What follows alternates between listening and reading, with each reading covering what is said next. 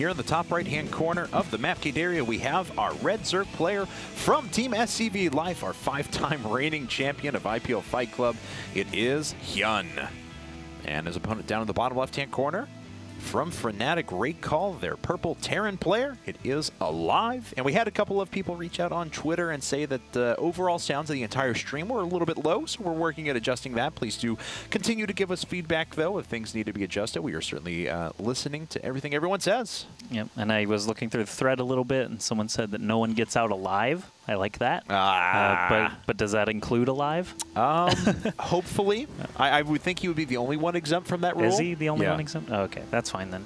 So HyuN needs to be aware that he will not be getting out alive. He could win, but, but might be dead at the end. Well, I mean, that's pretty good life. I mean, 6-time IPL Fight Club champion. That's really all you need, right? That's true. I mean, I don't know if he'll get to enjoy the prize money. That's true. That's the negative. But there's a lot of money on the line, though, for Alive. I mean, $1,000 is getting close to like your salary from GSL Code S for an entire season. So he's there's quite a bit of incentive for someone to finally knock off HyuN from the champion spot. All right, so HyuN is actually going to be scouting around, dropping that hatch at 15 like we normally see, as soon as he gets up to 300 minerals, of course. And Alive actually saving up for a CC first. Hooray! 15 CC, no real surprise there. And, or 14 CC, it is a little bit earlier actually. So cut one SCV to get that done just a bit quicker. And we'll see if he wants to put up his barracks. He is, so 14 CC, 14 barracks before going into any additional SCVs afterwards. It looks like he is going to make his wall a little bit stouter than last time. Last time, obviously, he tried to put it out in front of his natural, and it became a little bit difficult to defend in the Daybreak, you know, crashing waves of Lings and Banelings, but you know, that's all right. We'll see if it's going to end up making a difference here. HyuN could be going for a little bit more macro. Who knows? The third hatch last time went up right at the 6-minute mark, so we'll see if he's feeling more confident this time after the beating he just delivered upon Alive. Maybe he'll expand more, or maybe he'll actually be even more aggressive. And this is, of course, the problem with going for a CC first like this. You do expose your building SCV to an initial early scout, and nice job by Alive to keep his SCV alive, but still quite annoying to try and deal with. Rain's now finally popping out, and HyuN once again going into a gas-oriented build to get his speed nice and early on, not going to go for that traditional 4-queen thing that we see out of a lot of foreign Zerg players right now. Alive did go for his factory, not factory, refinery, but obviously that'll allow him to make a factory a lot faster, so I'm curious if he's going to stick just to that one barracks and get right into factory and then starport, or if he's got something else in mind. That reactor going down, of course, makes me think that he will be going for some Hellion play. Yeah, but I mean, it's going to be a long time before he gets back up to 100 gas for a factory, so starting that reactor much earlier on. We have actually seen a couple of times people have gone for like 5 Marine pushes and things like that right at the very beginning just to try and pick off a queen very early on, but I'm not sure if that's exactly what we're going to see, but an interesting turn of events, especially when Prevailing Wisdom from a lot of Terran players against Zerg players has been to just power macro, power, 3 command centers very quickly, many upgrades, many barracks, and just play back, drop a little bit, and macro to your heart's content. Well, it looks like he does want to utilize the factory, excuse me, a reactor for a couple of Marines before the factory is actually up. He could actually squeeze out something like 6 Marines before the factory is ready to do the swap. So I'm wondering if he's actually doing this just as a deliberate timing or not. I mean, he hasn't added on a starport yet, as he is getting closer to 100 gas now. Well, obviously he can't, as the factory is still building. Never mind. Sometimes I get ahead of myself and I just look at the resources. I'm like, why isn't he doing anything? He's got money. Aw, tech trees.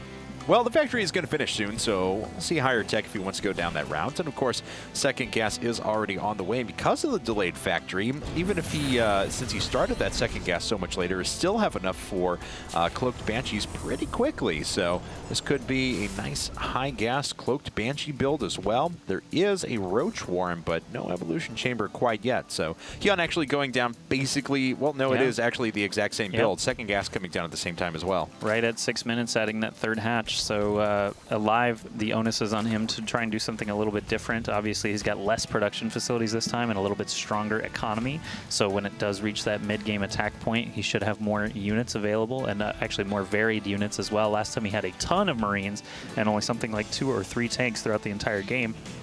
now the starport is finished. We can see if he's going to be adding on a tech lab or what actually he's going to be utilizing the starport for as this third command center gets started. Yep, third command center on the way now. So he is just in a different sort of way going after the traditional 3 command centers build. And there's double engineering base, so everything is going according to plan. Yes. Yes, quite indeed.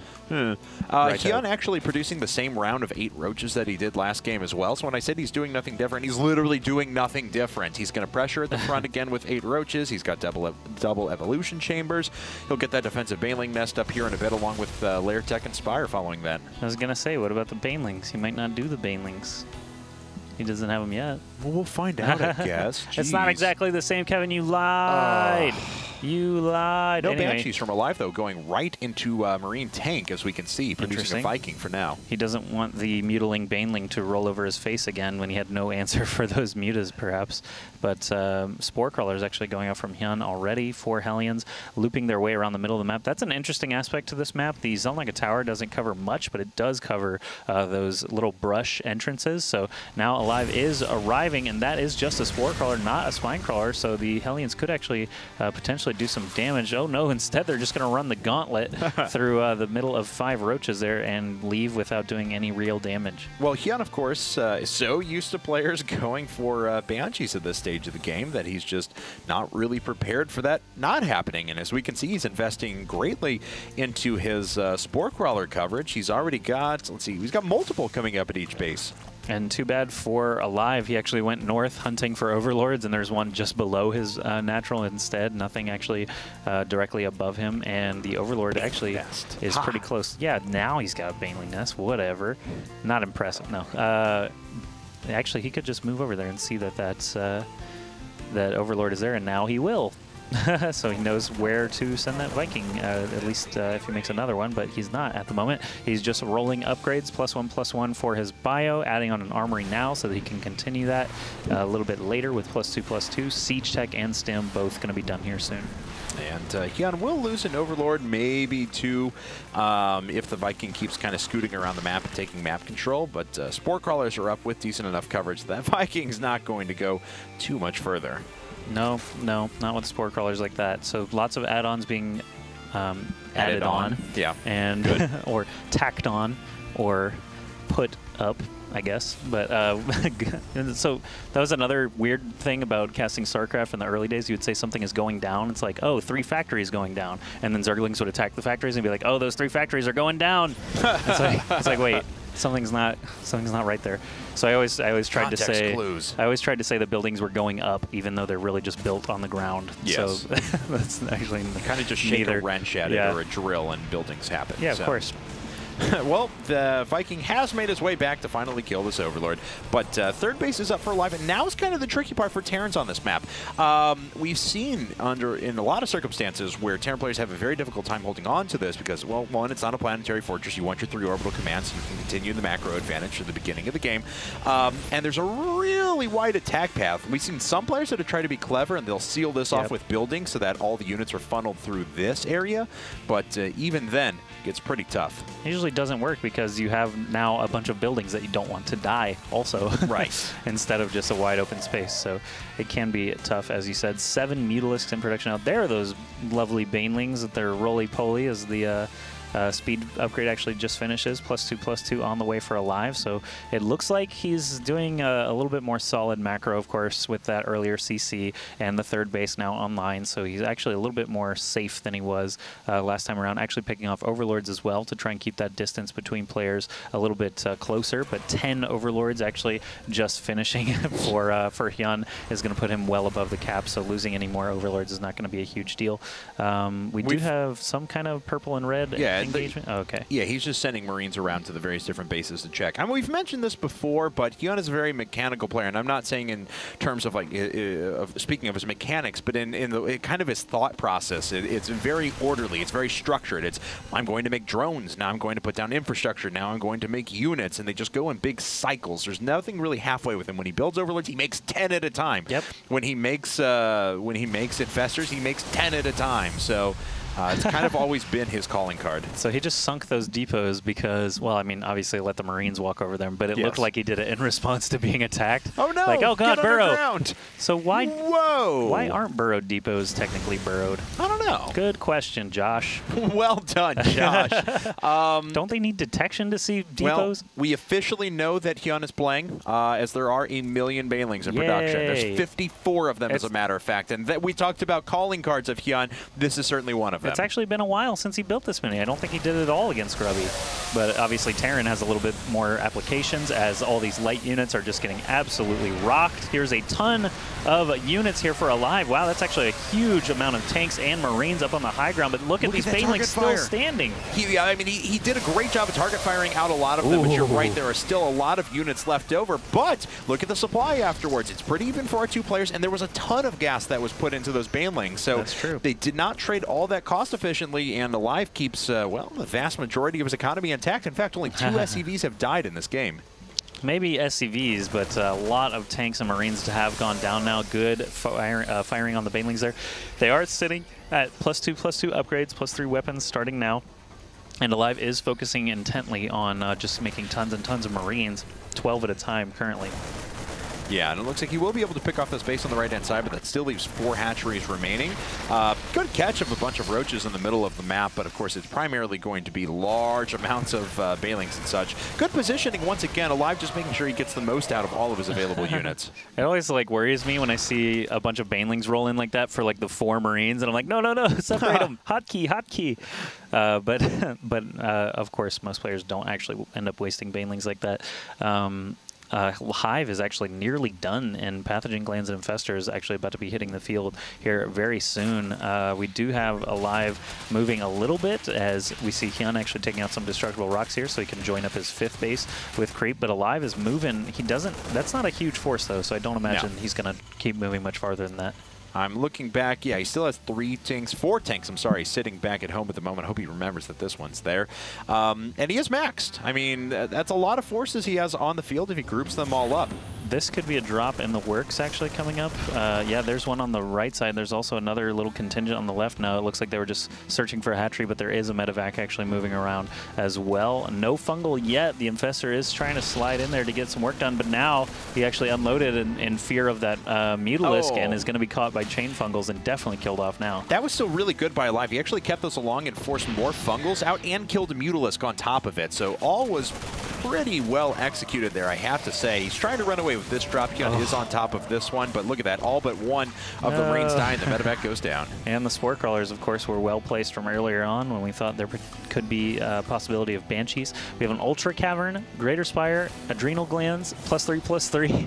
All happening at once now for HyuN. He's got a ton of money, and we'll have just tons more by the time those structures finish. So really, he just needs to stay alive, LOL, for a little bit longer, waiting for the structures to be complete. But he's not going to waste any time here, actually running in with tons of Lings and letting the Banelings roll in right after. He actually went in with the Lings first, calling those Marines closer to home. And now we see fungal, possibly Baneling connections. Yeah, going on. Tons of Banelings connect. There's tanks really stuck while sieging up. Not going to be able to focus those down as well as they did last time around. And Alive is actually in a really, really tough position now. Even these Lings are going to be okay against the Marines as the rest of these Banelings and Infestors move forward. He was just cut out in such a bad position. He was trying to defend the Planetary Fortress off to the right, so his forces were voluntarily cut in half. And HyuN just routed everything through this force over that was protecting the 3rd. And as such, everything's dead. I mean, we have one good base up now for Alive, but he's lost most of the economy over at Assert. Yeah, he has to lift the Orbital Command off. As we can see at the natural, there's just a token amount of mining that's going on. So Alive is in a really tough spot. I do like that. HyuN basically was left with only Banelings and Infestors, and instead of using energy or using those Banelings, he instead realizes there are better targets out there, and there's that fungal Baneling combination just smashing those SCVs. The Planetary Fortress is taking out 2 Infestors at a time, but of course it's going to go down as well. I think taking out this base entirely is worth that. We do have 5 Ultralisks now in production for HyuN to take their place. Okay, so 5 Ultralisks and just 1 Infestor remaining, but he'll buffer that count here by just a bit. But his upgrades are very impressive, and Alive is essentially working off of a half base worth of economy at the moment. There's almost nothing happening inside of the main, trying to reestablish that third, but honestly, he's probably going to need a 4th and then maybe a 5th right after that. And that engagement by HyuN was just so good. Started all the eggs, ran in with the tons of lings that he had, drawing those Marines back home, and then just having, you know, plenty of time for the Banelings to roll up and smash all those tanks. Really, really good timing from HyuN, and actually changed the entire pace of this game as Alive actually squashed the first attack and even had a little bit of a supply lead moving into the mid game. But now HyuN has moved the scale much farther back into his own favor, 197 supply to 150, and Alive is trying to establish that 4th base once more.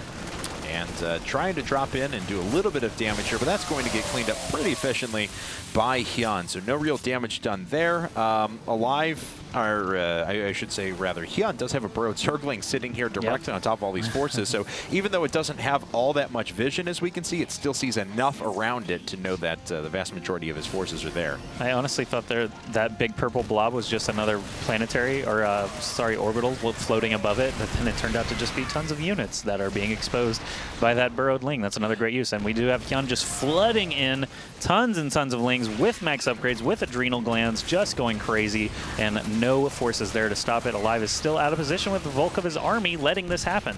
Yeah, I mean, pretty much everything is going to die here inside of the main, but of course Alive doesn't want to give up this position over towards where the 4th would be. He does a nice job to pick off a bunch of the Banelings and 2 of the Ultralisks, but now he's down by 108 supply and his production is camped, and it's just so hard for a Terran player to come back whenever your production's being camped.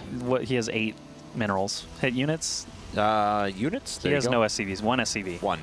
He has 1 SCV, 3 mules, had 8 minerals a moment ago. I don't think he's going to win. Well, he's trying one last-ditch attack here. He needs to be able to do economic damage, and he can't even kill the army. 50 supply and falling, and it looks like HyuN is going to take game number 2. There it is. GG. GG from Alive. Quick 2-0 from HyuN. That one is a little bit more long. Yes. Yeah. Well, and Alive was ahead for